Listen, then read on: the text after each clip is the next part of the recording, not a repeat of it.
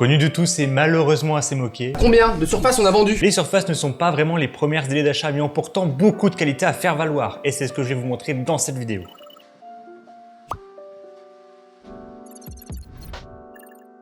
L'idée n'est pas de vous mettre un couteau sur la gorge pour vous forcer à passer à l'achat, loin de là. L'idée ici est de vous expliquer ce qu'il y a dans la gamme et surtout à qui ça s'adresse. Comme tout produit, un certain public est visé et peut-être qu'ici ce ne sera pas le vôtre, ou tout l'inverse qui sait. Pour commencer, qu'y a-t-il dans l'écosystème Surface à l'heure actuelle ? À l'heure actuelle, la gamme Surface est assez complète. Vous avez par exemple la gamme Surface Go et Pro, les PC tablettes, sans doute les appareils auxquels on pense en premier quand on parle de Surface. La gamme Surface Laptop et Laptop Go, les PC portables plus traditionnels toujours avec un écran tactile, pas folle la guêpe. Sans oublier la Surface Laptop Studio, le PC portable sur lequel on peut déplier l'écran pour le mettre sur le clavier. La Surface Studio, un PC tout en un avec encore une fois un écran tactile. La Surface Duo, le smartphone à double écran, et le tout avec les accessoires comme le stylet, le clavier, la souris, le casque ou encore les écouteurs sans fil.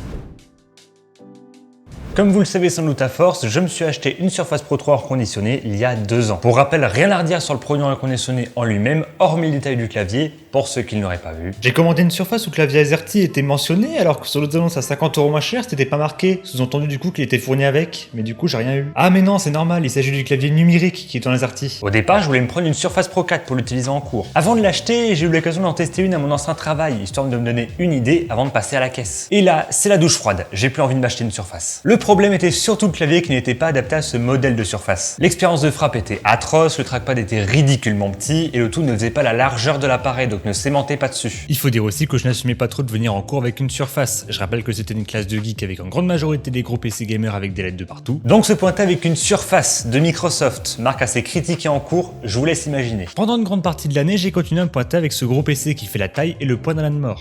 Et en parallèle, je me suis tout de même acheté une Surface pour le délire. La Pro 3 du coup car moins cher, mais avec des composants me permettant tout de même de l'utiliser en cours en cas de besoin. Après quelques mois, fuck, ce gros PC me saoule, je prends la Surface pour les cours. Et finalement, je l'ai utilisé un bon petit moment avant de me prendre un PC portable tout neuf. L'utilisation que j'en avais était surtout de la prise de notes, de la création de machines virtuelles, du bureau à distance ou encore regarder des vidéos. Et à l'heure actuelle, du coup, elle me sert à quoi? Eh bah, à pas grand chose. Comme je vous l'ai dit à la maison, j'ai mon PC fixe et pour l'extérieur, j'ai mon PC portable. Je m'en sers juste de temps en temps pour remplir et signer des documents avec le stylet, afficher des recettes quand je fais de la cuisine et regarder des vidéos. Il faut dire que pouvoir détacher le clavier est pratique pour gagner de la place. Et accessoirement, je me fais des Hackintosh dessus, mais vu que le tactile et le Wi-Fi ne fonctionnent pas, ça ne sert à rien. Avec le recul, j'aurais préféré rester sur ma première intuition et me prendre une Surface Pro 4. Et c'est bien pour ça que je conseille aujourd'hui ce modèle au lieu de la Pro 3. Vous avez mieux pour à peu près le même prix.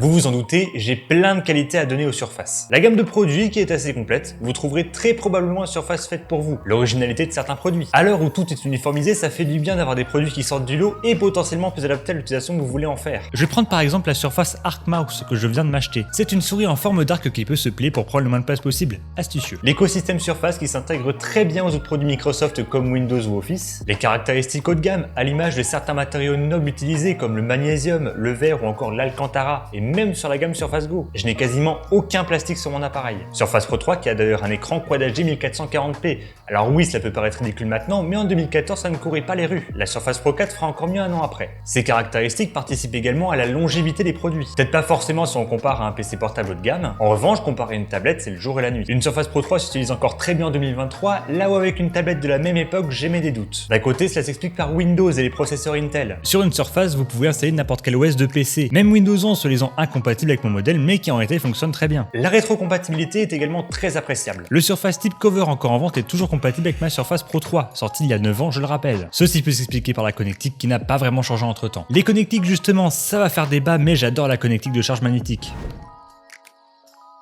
Je ne vais pas évoquer que les points positifs, j'ai quand même quelques points négatifs à signaler. Forcément, le prix qui doit rebuter plus d'un. Ça peut chauffer très vite et vu que c'est moins bien ventilé que sur un vrai PC, le processeur se bride assez rapidement. i5 certes, mais si on ne tape pas trop dedans. Bon après, faire des machines virtuelles n'est pas le but premier d'une Surface Pro, je l'ai quand même bien cherché. Pour les Surface Studio, c'est quand même dommage de n'avoir qu'une seule version ultra haut de gamme et donc ultra chère. Ce serait quand même pas mal de faire des versions sans carte RTX et ainsi avoir une version plus entrée de gamme pour par exemple venir concurrencer les iMac ou autres tout en un. Et pour finir, et là ça concerne globalement tous les PC, Windows est à la traîne avec les processeurs ARM, là où Apple a pris un sérieux coup d'avance avec ses puces M. Je ne peux décemment pas conseiller à l'heure actuelle les surfaces avec puces ARM comme la Surface Pro X. Mais du coup, à qui s'adresse une Surface? Pour moi, il y a deux profils pour qui la Surface peut convenir. En premier, les professionnels pour avoir une tablette Windows avec Office pour par exemple faire des présentations. En second, les étudiants. Acheter une Surface en occasion n'est pas si déconnant que ça dans le sens où vous avez un PC ultra portable avec un stylet pour par exemple écrire des formules mathématiques. Et aussi étonnant que ça en a l'air, je suis très mitigé pour les créatifs. Pour les graphistes par exemple, soyons honnêtes, je pense que l'ergonomie est meilleure sur une vraie tablette ou sur une tablette graphique plutôt que sur un Photoshop de bureau avec un stylet. Et c'est bien ça le problème. Windows et les applications Microsoft arrivent assez bien à s'adapter à une utilisation tactile, mais les applications tierces sont à la traîne là-dessus. A noter que c'est l'effet inverse pour les OS de tablettes qui doivent quant à eux s'adapter à une utilisation plus PC avec la vente de clavier et autres modes DeX. Ces deux univers radicalement différents se rassemblent et se ressemblent petit à petit et ça profitera à tous les appareils, dont les Surfaces.